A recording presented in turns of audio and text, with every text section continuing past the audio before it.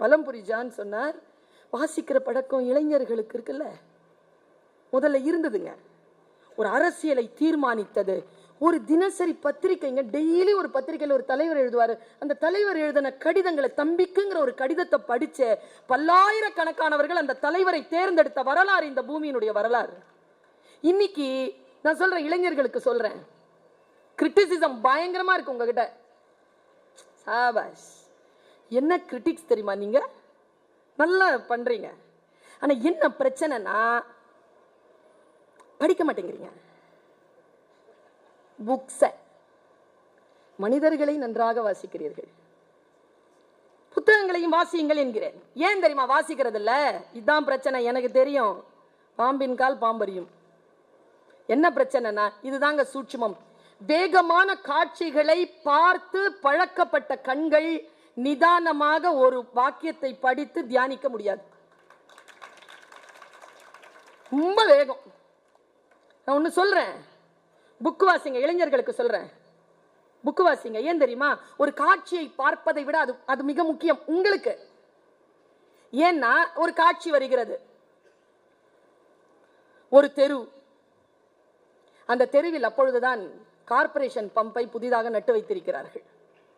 ஒரு பெண் இரவு தூக்கம் கலையாத கோலத்தில் பாழாய் போன அந்த நைட்டியோடு நேராக பிளாஸ்டிக் குடத்தை தூக்கி கொண்டு வந்தாள். அப்படி இன்னொரு சென்டென்ஸ் வாசிக்கிறீங்கன்னு வச்சுக்கோங்களேன், உங்க கண்ணில் என்ன வரும் காட்சி? ஒரு தெரு வரும், ஒரு பம்பு வரும், நைட்டி போட்டுக்கிட்டு, நைட்டின்னு பேர் அதுக்கு, ஆனால் டேல எல்லாம் போட்டு சுத்துதுங்க. அந்த நைட்டியை போட்டுக்கிட்டு ஒரு பொண்ணு பிளாஸ்டிக் குடத்தோட வருதுங்கிற காட்சி வந்துருச்சா? சரி, இதையே நீங்க ஒரு சினிமால பாக்குறீங்க. ஒரு தெரு வந்துச்சு, ஒரு பம்பு, அதை பார்த்துட்டீங்க. இது என்ன ஒரு விஷயம்ன்ற வித்தியாசத்தை சொல்றேன். ஏற்கனவே ஒருத்தன் இமேஜின் பண்ணதை எழுதுனதை அவன் காட்சிப்படுத்திட்டான், அவன் வேலை முடிஞ்சது. அதை பார்த்துட்டு நீங்க போயிட்டீங்க. அங்கே கற்பனை, இமேஜினேஷன் திறன் அங்கே உங்களுக்கு இல்லாமல் போகிறது. எவனோ காட்டிய காட்சியை பார்த்து விட்டு போகிறீர்கள். உங்களுக்கான இமேஜினேஷன் இல்லாததனால் தான் இன்றைக்கு இளைஞர்களால் பல சாதனைகளை சாதிக்க முடியவில்லை. ஐன்ஸ்டீன் சொல்லுகிறான், imagination is more then knowledge. கற்பனை திறன் என்பது அறிவை விட மேலானது என்று ஐன்ஸ்டீன் சொன்னான். அவன் ஒரு அறிவியல் வித்தகன். அவன் சொன்னான், கற்பனை திறனை வளர்ப்பது, வாசிப்பது, அந்த வாசிப்பினுடைய திறனினுடைய உச்சத்தில். இன்றைக்கு நான் எழுத்தாளர்களில் மிக நுட்பமாக எழுத்தாளர்களை, இன்றைய நவீன எழுத்தாளர்களை நான் வாசிக்கிறேன். இதோ இப்போ நற்றிணை பதிப்பகம் அங்க போனேன். வல்லிசை அப்படின்ட்டு அழகிய பெரியவன் அப்படிங்கிற ஒரு மனுஷன் தொண்டை மண்டலத்திலிருந்து ஒரு புக் எழுதியிருக்கான். அதை வாசிச்சேங்க. இது எல்லோருக்கும் போக வேண்டும் என்பதற்காக ஒரு 20 காப்பி வாங்கிட்டு போனேன். இது எல்லாருக்கும் கொடுக்கணுமே. அப்படி ஒரு நம்முடைய நாட்டினுடைய கலாச்சாரத்தை விசாரிக்கிறது அந்த நூல். இப்போ போன வாரம் எஸ் ராமகிருஷ்ணன் எழுதிய பதின் அப்படிங்கிற நாவலை நான் பேசினேன். நான் இந்த வருஷத்தில் வாசித்த மிக முக்கியமான நூல்களில் அதுவும் ஒன்று. சிறுவர்களினுடைய வாழ்க்கையை நமக்கு முன்னால் படம் போட்டு காட்டுகிறது, காட்சிப்படுத்துகிறது. அந்த காட்சிகளில் நான் என் இளமையையும், நான் எத்தனையோ பேரை வாசித்தவர்களுடைய இளமையையும் நான் அதில் பார்க்கிறேன். வாசிப்பின் சுகம். எழுத்தாளர்கள்ல இப்போ 80கள் அப்படி தொட்டுட்டு நிக்கிற எழுத்தாளர்கள் இருக்காங்கல்ல, என்ன கேட்டா அவங்களெல்லாம் கூப்பிடணுங்க. ஆனா அவங்க பேசினா நமக்கு புரியணுமே. ஆனா ஒன்னு சொல்றேன், நான் பேசுவதை விட, விஜயன் பேசுவதை விட, காலத்தின் முதிர்ச்சியில் நிற்கக்கூடியவர்கள் வாயிலிருந்து வரக்கூடிய சொல் மிக மிக முக்கியமானது. அந்த வாசனையை நாம் பிடித்துக் கொள்ள வேண்டும். அது இதோ அப்படி போனா மறுபடியும் கிடைக்காது. கவிக்கோ அப்துல் ரஹ்மான் ஒரு கவிஞன், உங்கள் எல்லோருக்கும் தெரிந்திருக்கும், அவரை கண்டிப்பாக தெரியும். அவர் சொன்னாருங்க ஒரு வார்த்தை. அப்பதான் நான் அவரை அப்படி பார்த்தேன், மனுஷன் நீ அப்படின்னு பார்த்தேன். அவர் சொன்னார், நான் நபிகள் நாயகத்தின் வரலாறை எழுத தொடங்குகிறேன்.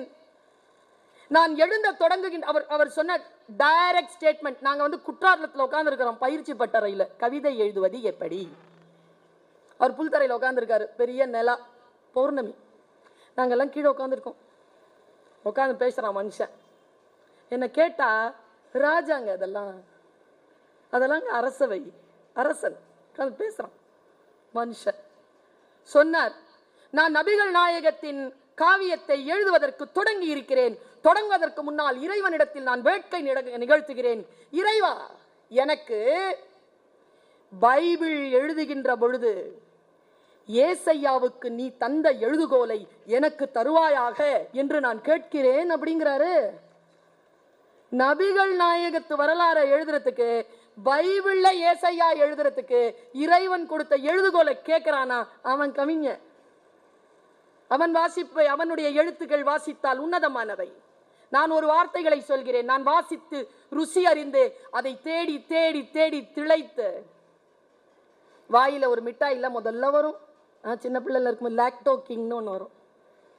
அதுக்கு முன்னால நம்ம அம்மா அப்பா காலத்துல ஆரஞ்சு மிட்டாயின்னு ஒன்று வரும்.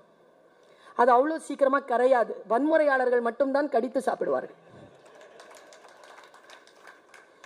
அது ருசிக்கணும் உள்ள போட்டு. நம்ம வெத்தலை பார்க்க முழுங்கி நெஞ்சடிச்சு போவோம் தெரியுமா? சில கிழவிங்க காலையிலேருந்து மென்னுட்டு இருக்கும் சாயந்தரம் வரைக்கும். அந்த மாதிரி சொற்கள் அப்படி ருசிக்கணும் அங்கே போட்டு. நான் ஒரு சொல்ல ருசிச்சுக்கிட்டே இருக்கிற சொல்றேன். ஏ பெண்ணே, ஏ பெண்ணே, ரோஜாவை விற்றுவிட்டு, அவ பூக்காரி, அவகிட்ட இவன் கேட்கிறான், ஏ பெண்ணே, ரோஜாவை விற்றுவிட்டு அதை விட உயர்ந்ததாக எதை பெற்றுவிட போகிறாய்? வீட்டில் போய் யோசிச்சு பாருங்க. என்ன ருசிங்க அது? லெபனான் கவிஞன் ஒருவன் எழுதினான், என்னிடத்தில் அதை பேசி அதை பகிர்ந்து கொண்ட ஒரு எழுத்தாளன், ஒரு எழுத்து ஆளுமை. சும்மா அப்படி பேசிட்டு இருக்கிறோம் ரெண்டு பேரும். அந்த எழுத்தாளுமை அது சொல்லுகின்ற பொழுதே நெஞ்சு விக்கி அழுது குமரி கொண்டு உட்கார்ந்தார். ஒற்றை வரிதான். அந்த உணர்வு வந்தால் அந்த ருசியில் வாழலாம். என் கிளாஸ்ல சில பேர் டைம் பார்த்துக்கிட்டே இருப்பாங்க. என் கிளாஸ்ல இல்லை, சாதாரணமாவே நான் என்னன்னு கேட்பேன். என்ன 10 மணி ஆயிடுச்சு, என்ன பண்ண போற? அடுத்த கிளாஸ் போயிட்ட. அப்புறம் 11 ஆயிடுச்சு. அப்புறம் 11:10 ஆயிடுச்சு. அப்புறம் 12 எப்போ ஆயிடுச்சு? 1 மணி எப்போ ஆயிடுச்சு? 1 மணி ஆயிடுச்சுப்பா. வீடு வீடு ஓடுறேன், பஸ் கிடைச்சது, வீடு வீடு உள்ள போய் உக்காந்துட்ட, சோறு சாப்பிட்ட, டிவி பார்த்த, ஐயோ தூங்கணும், தூங்கிட்ட. அப்புறம் இவ்வளவுதானா? அந்த வினாடிக்குள் யார் ஒருவர் வாழ்கிறோம்? அந்த வினாடிக்குள் யார் ஒருவன் வாழ்கிறானோ அவன் ருசிக்கிறாங்க. அந்த சொற்களுக்குள் வாழ்கின்றவன் ருசிக்கிறான். அந்த ஒரு ருசியை சொல்ற லெபனான் கவிஞன் ஒருவன் எழுதினான். இயேசு கிறிஸ்துவ அப்படி போட்டிருக்காங்க, குரூசிஃபைட் பண்ணியிருக்காங்க. அவருக்கு ஒரு முள் கிரீடம் போட்டிருக்கு. அப்போ இந்த ஓரத்தில் அந்த அந்த முள் தச்சு ரத்தம் வருதுங்க. இதை பார்த்துட்டாங்க அவன் காட்சியில். இந்த காட்சி எப்படி எழுதலாம் பாருங்களேன். நான் சொன்னேன் இல்லையா, அதை சொல்லும் பொழுதே சொன்னவர் அழுதார். எப்படி எழுதிட்டான் பாருவின் அப்படின்னு சொல்லிட்டு மூஞ்சியை திருப்பிக்கிட்டு விக்கிட்டு சுத்துறாரு. இப்படி நடந்து சுத்துறாரு அந்த பிளாட்ஃபார்ம்லயே. இது எவ்வளவு கருணையான உலகம்! இது எவ்வளவு கருணையான உலகம்! முல்லை விதைத்தால் ரோஜா அல்லவா முளைக்கிறது? முல்லை விதைத்தால் ரோஜா அல்லவா முளைக்கிறது? என்ன கருணை உலகம் இது! இது ஒன்று போதுமே இயேசு கிறிஸ்துவின் மரணத்திற்கு அவர் எழுதி வைத்த சாசனம். இதுதானே, நீ எவ்வளவு அடித்தாலும் நான் அன்பு மட்டுமே தருவேன், உனக்காக உன் பாவங்களுக்காக நான் செத்து போகிறேன், என் சாவில் கூட ரோஜா மட்டுமே முளைக்கும், என் ரத்தம் கூட அந்த ரோஜாவின் பிரதிநிதி தான். என்ன ஒரு சிந்தனைங்க! இதை எழுதுகிறான் ஒரு லெபனான் கவி. நான் உருது கவிதைகளோட வாழ்கின்றவள். உங்களுக்கு என் வாழ்க்கையில் நான் பேசிய பேச்சுகளை நீங்கள் யூடியூபில் எல்லாம் கேட்டால் நான் உருது கவிதைகளை சொன்ன ஒரு சில விஷயங்கள் உங்களுக்கு வந்து போகும். கவிதை அப்படின்னாலே, வாசிப்பு அப்படின்னாலே தமிழ் நூல்கள் மட்டுமல்ல, இன்ன பிற நூல்களில் மிக முக்கியமான நூல்களில் உருது நூல்கள் இருக்கிறது. கவிதைகள் அப்பா போற போக்கில் அந்த கவிதையை சொல்லிட்டு போவார்.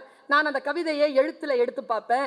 அந்த எழுத்துல இருக்கக்கூடிய சொல்லை கூட்டி கூட்டி வாசிப்பேன். அப்பா சொன்ன அந்த கவிதைக்கும் அதற்குமான விளக்கங்கள் எனக்கு அடுத்தடுத்து வாசிக்கின்ற பொழுது மனம் விரியும். மனம் விரிய விரிய வார்த்தைகளுடைய ருசி புரிய புரிய வாழ்வின் அடுத்த தளத்திற்கு நான் உயர்ந்து கொண்டே இருக்கிறேன். அப்பா சொன்னார், ना कर किसी के ज़र्फ़ से बढ़कर हेलो वफा कभी, ना कर किसी के ज़र्फ़ से बढ़कर हेलो वफा कभी, इसी बेजा तकल्लुफ से बड़ा नुकसान होता है. என்ன அர்த்தம் தெரியுமா? யாருடைய தகுதிக்கு மீறியும் அவரிடத்தில் நீ விசுவாசமாக இருந்து விடாதே. இந்த கட்டுப்பாடற்ற பெரும் போக்கால் பெரும் நஷ்டம் ஏற்படும். இதை விட சிறப்பான அறிவுரை ஒருவருக்கு என்னவாக இருக்க முடியும்? போற போக்கில் அப்படி சொல்லிட்டு போறார். அழகியல் இருக்கு இல்லைங்க, மனித மனங்களை செதுக்குகிறது. வெறும் அவலங்களையும் சிந்தனாபூர்வமான விஷயங்களையும் சிந்தித்து சிந்தித்து அப்படி போகக்கூடியவர்கள் கூட தன் வாழ்நாளில் சில வினாடிகளை சில மணி நேரங்களை அழகியலுக்காக பயன்படுத்துகிறார்கள். அழகியலோடு இருங்கள். வாசிப்பு அழகியலுக்கான ஒரு வாசலை உங்களுக்கு திறந்து கிடக்கிறது, கொடுக்கிறது. ஒரு ஒரு அழகியலுக்கான ஒரு துளி அப்படி சொல்லிட்டு போறேன். நிறைய பேசுவதற்கு நேரம் இல்லை. ஒரு துளி அப்படியே. ஒரு பொண்ணு குளிச்சுட்டு தலைமுடிய கோதுரா. அவ கோதும் பொழுது அவள் முகம் அப்படி இருக்கு. அத ஒரு கவிஞன், தமிழ் கவிஞன் இப்படி எழுதினான். தென்னங்கீற்றுக்கு உள்ளிருந்து தெரியும் நிலா போல. நல்ல உதாரணம்ல. தென்னங்கீற்றுக்கு பின்னிருந்து தெரியும் நிலா போல குளித்த ஒரு பெண் தன் தலைமுடியை காய்த்து கொட்டியிருப்பது அங்கிருந்து பார்க்குற அந்த முகம் அவ்வளோ வெளிச்சமா தெரியுது. இது ஒரு காட்சி. தமிழ். உருது பாருங்க. ஏ பெண்ணே, குளித்து விட்டு வந்திருக்கிறாயா? உன் தலைமுடிகளை உதிராத. அப்படி உதிரும் தெரியுமா? நீண்ட முடி இருந்தால் அப்படி ஒரு உதிருவாங்க. உதிரிட்டு எங்க அம்மாலாம் பெரிய முடி. எங்க அம்மா அந்த அந்த தவளை வச்சுட்டு சடக்கு சடக்கு சடக்கு சடக்கு நடிப்பாங்க. இப்பெல்லாம் அதெல்லாம் பார்க்க முடியல. எல்லாம் வந்து ட்ருக்குது எல்லாம். என் அம்மாக்கு இன்னி கூட நல்லா இருக்குது முடி. இப்போ ட்ருங்கிறதெல்லாம் போயிடுச்சு. அவ சொல்றா, நான் झटको जुल्फ से पानी ये मोती टूट जाएगा. அவன் அந்த கவிஞன் சொல்றான், ஏ பெண்ணே, உன் தலைமுடியிலிருந்து அந்த நீர் துளிகளை உதிர்க்காத, அந்த முத்துக்கள் உடைந்து விட போகின்றன அப்படின்னு நான் பாருங்க. ஒரு சின்ன அப்படி ஒரு நமக்கு ஒரு டிக் போடுதல்ல மனசுக்குள்ள. இந்த காதலிக்கிறவங்களை பத்தி எல்லாம் அந்த தம்பி பேசிச்சு. எவனோ ஒருத்தன் காதலிச்சு மனம் நொந்து அவருக்கு நீங்க வேற கவுன்சிலிங் பண்ணி ஒருத்தன் ஒரு காதல்ல சொல்றான். உருது கவிஞன், தகித்து இருக்கிறேன், கடல் வந்தாலும் குடித்து விடுவேன், கடல் கிடைக்கவில்லை, காணல் நீரே நீயாவது வரமாட்டாயா அப்படின்னு சொல்லிட்டு முடிச்சான். கீழே, அன்பு வேண்டாம் பெண்ணே, வா துரோகமாவது செய்து விட்டு போ. நிராகரித்தலின் துன்பம்.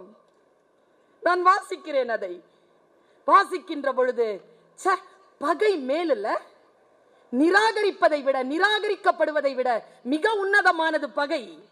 நாசம் வந்துற்ற காலை நல்லது ஒரு பகையை பெற்றேன் பாருங்க ராவண. நல்ல பகை மேல் நிராகரிப்பது துன்பம். யோசித்து பார்த்தால் காதல் கவிதைகள், காம கவிதைகள், அழகியல் கவிதைகள், சிந்தனா பூர்வமான கவிதைகள், உறவு சார்ந்த சிக்கல்களுக்கு தீர்வு சொல்லுகின்ற கவிதைகள். இந்த குழந்தை, அண்ணா எனக்கு காசு வேண்டாம், காசு ஃப்ரீயா வேணாம், நீ பார்க்குற குழந்தை கிட்டது குடுன்னு சொல்லிட்டு ஒரு காட்சி சொன்னார்ல. இந்த காட்சி ஓகே. அடுத்ததா ஒரு லைன் எனக்குள்ள ஓடுது. அந்த குழந்தையை யார் அப்படி விட்டிருப்பார்கள்? அந்த குழந்தையிடம் இருந்து பொருள் வாங்குவதன் மூலமாக, அதுக்கு காசு கொடுப்பதன் மூலமாக நாம் அந்த குழந்தைக்கு நன்மைதான் செய்கிறோமா? சில கேள்விகள் வருதல்ல. இது அவருடைய அனுபவத்தை அவர் சொல்லுகிறார். ஒரு கவிஞனோ ஒரு புத்தகத்திலோ இந்த பதிவு வருகின்ற பொழுது இந்த சிந்தனைகள்லாம் அடிச்சு ஒடிக்கிற மாதிரி, நீ எங்கே நிற்கிறாய், உன்னுடைய கடமை என்ன என்பதனை உள்ளுக்குள் முகிழ்த்து வைக்கக்கூடிய ஒரு விஷயம் கவிதை செய்யும். அதனால் தான் சொல்லுகிறேன், கேட்பதை விட வாசியுங்கள், வாசிங்க. ஒரு கவிஞன் சொன்னான், பலூன் விற்கும் குழந்தைக்கு அதை வாங்கும் வயதுதான். முடிஞ்சுதா? அந்த ஸ்டிக்கர் வச்சால புள்ள, அது வாங்குற வயசு அவளுக்கு, யாராவது கொண்டு வந்து கொடுக்கிற வயசு அவளுக்கு. அவ்வளவுதான், சிந்தனை வந்து சேர்ந்தது நம்மை. இன்னொரு குழந்தை கவிதை, குழந்தை பற்றிய கவிதை. ஐயோ, சிவகாசி தீப்பெட்டியை திறந்து பார்த்தேன், எத்தனை பிஞ்சு விரல்கள்.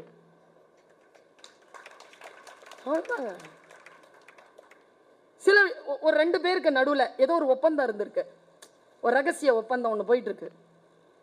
நான் இதை சொல்லிடுறேன், என் உணர்வுகளில் நான் அதை உள்வாங்கிக் கொண்ட கடல் பெரிது. நான் சொல்லுவது தெரிப்பது சில தெரிப்புகள், துமிகள், அவ்வளவு, துளி கூட இல்ல, துமி. பாருங்க, உனக்கும் எனக்கும் ஒரு ரகசிய ஒப்பந்தம் இருந்தது. ஒருத்தன் சொல்றான், உனக்கும் எனக்கும் ஒரு ரகசிய ஒப்பந்தம் இருந்தது, நீ அந்த ரகசிய ஒப்பந்தத்தை மீறி ரகசியத்தை வெளியிட்டு விட்டாய். நான் ஒன்றும் உன்னை விட குறைவானவன் இல்லை. நான் என்ன செய்தேன் தெரியுமா? உன் மீது எனக்கு இருந்த நம்பிக்கையை விட்டு விட்டேன்.